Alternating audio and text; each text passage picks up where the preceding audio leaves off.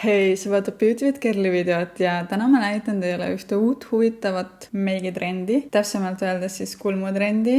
Mitmed staarid ja modellid on hiljuti näidanud ennast helendatud kulmudega ja ma seletan, miks ma arvan, et see on järgmine trend. Näitan teile 2 erinevat meetodit, kuidas seda endale teha. Mul oli seda igatahes väga põnev filmida, nii et vaata video kindlasti ära. Kulmud on meie jaoks väga tähtis osa meie näost. Töötades kulmutehnikuna, siis ma näen nii-öelda esireas, kuidas need trendid on kulmude osas läbi aegade muutunud. Kunagi olid kitsad kulmud, siis tulid laiad ja teravad kulmud, täielikult täidetud kulmud, siis loomulikud kulmud ja täna peamiseks kulmutrendiks lamineeritud kulmud. Ja ma ise ka lamineerin kulmusid, aga mulle meeldib seda teha diagonaalispiga, mitte otse ülesse, anda neile lihtsalt selline hästi sleek välimus. Kui te tahate seda saavutada, tulge minu juurde. Aga täna räägime hoopis ühest uuest kulmutrendist, mis ma arvan, et varsti vallutab maailma nii-öelda. Viimase aasta jooksul on hakanud mu kliendid minu käest küsima, et kas on võimalik saavutada kuidagi heledamat värvi kulmusid. Nad ei taha blondeeritud kulmusid veel,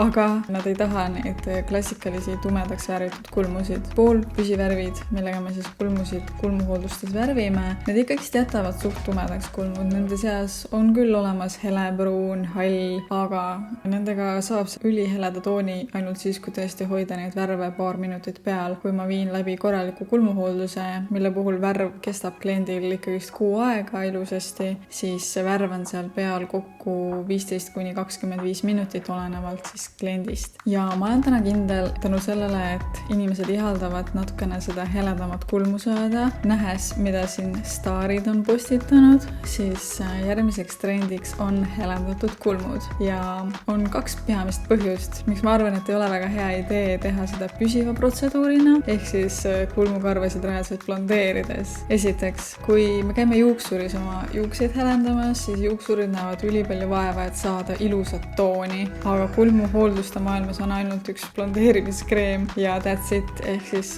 ma olen suhteliselt kindel, et enamus juhtudel tulevad sealt kusekollased kulmud, palun vabandust, aga see vastab tõele, on ju. Ja teine väga hea põhjus minu arust on see, et on ülisuur oht, et seda blondeerijat hoitakse liiga kaua peal ja need kulmukarvad hakkavad välja kukkuma, hakkavad hõrenema, hakkavad nõrgenema ja nii edasi. Kõik see sama, mida võib juustega halvasti minna, võib juhtuda ka kulmudega, aga kulmukarvad ei taastu üldse nii lihtsasti kui näiteks juuksed, nii et ärme hakka varem neid naljalt blondeerima. Võib-olla tulevad varsti mingid väga head tooted, mis aitavad seda kulmukarva teha heledamaks, seifimalt, aitavad tuua ka seal ilusat tooni välja, kuigi see tundub päris sürreaalne täna mõelda, et meil on kulmutoonijad äkki, aga no kes teab. Kuid siiski selleks, et saavutada seda helendatud kulmude efekti, on võimalik kasutada meiki. Täna proovime läbi 2 meetodit siis, millega on võimalik seda teha. Esimene meetod, mis on kindlasti lihtsam, on kasutada heledat kulmuduši.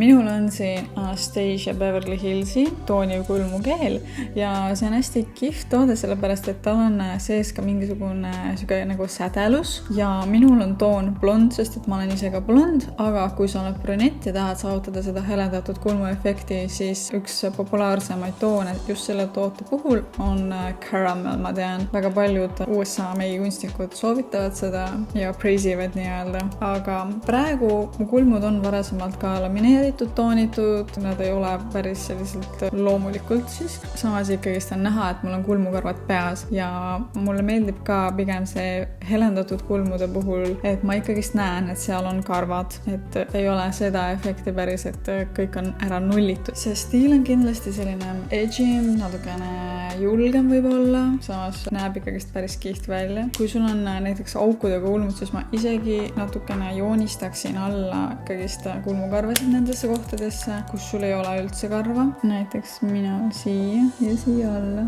Selle jaoks ma kasutan siis NYXi kulmumarkerit ja siis lihtsalt hakkame seda heledat kulmukeeli siia peale kandma. Tal on ühel pool natukene pikemad härjased, teisel pool natukene lühemad ja ma kandsin enne oma kulmudesse natukene ka sellist keeli, mis aitab neid rohkem siis vastu nahka hoida, aga see sama toonitud kulmukeel ise aitab tegelikult ka hoida neid paigal. Ja tegelikult see on päris vana toode, see on ikkagist Anastasia Beverly Hillsi algusaegadest saadik nende enda tootevalikus minu arust. Nii, ja nüüd ma kandsin ühe kihi.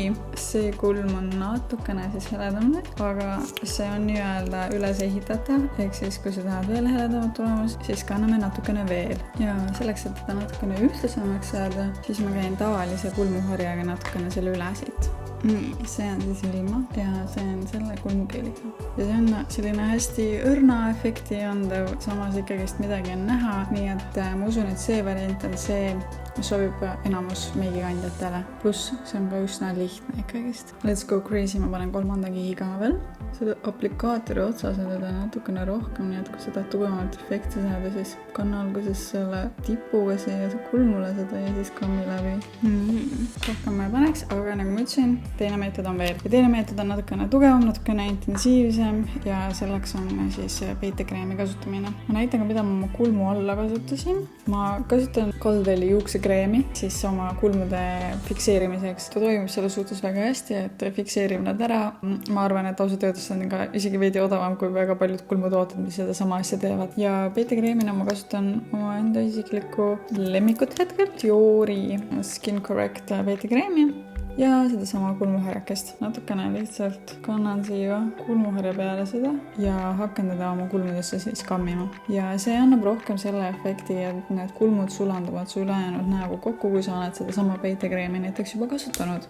Samas mulle ikkagist meeldib, et ma näen, et see kulm eksisteerib, et ta ei ole täiesti ära nullitud. Nagu sa näed, siis see on oluliselt tugevama efektiga ja väga vähe toodet on tegelikult vaja. Ehk siis kui see on see efekt, mida sa tahaksid saada, siis sul ei olegi midagi juurde vaja osta, vaid kasuta lihtsalt seda peitekreemi, mis sul juba kodus olemas on. Ja siin need 2 varianti siis on. Kui te küsite, et kumb mulle endale rohkem meeldib, siis ma hetkel vist eelistan seda versiooni, aga samas ma arvan, et mingisuguse natukene edgima muu meigiga sobiks väga hästi ka see veidi heledam versioon siis. Aga mõlemad on lahedad ja mõlemad väärivad proovimist, kui sa tahad uut meigitrendi proovida. Mul ei ole hetkel oma silmadega midagi tehtud. Ma just käisin mõned päevad tagasi Lash Liftis ja tundub isegi patt neile seda ripsundussi peale panna, aga ma panen ikkagist, et te näeksite, kuidas see natukene mingi muu meigiga koos veel välja näeb. Jäta kommentaaridesse, kas sa prooviksid ka seda stiili, kas see on midagi uut ja huvitavat või sa arvad, et see on täiesti rõve. Tšekka ka minu Instagrami või TikToki. Ma filmisin üles, kuidas ma selle sama looki tegin endale ja sa leiad sealt võib-olla midagi muud ka huvitavat enda jaoks. Aitäh, et sa seda videot vaatasid. Näeme juba järgmises. Tšau!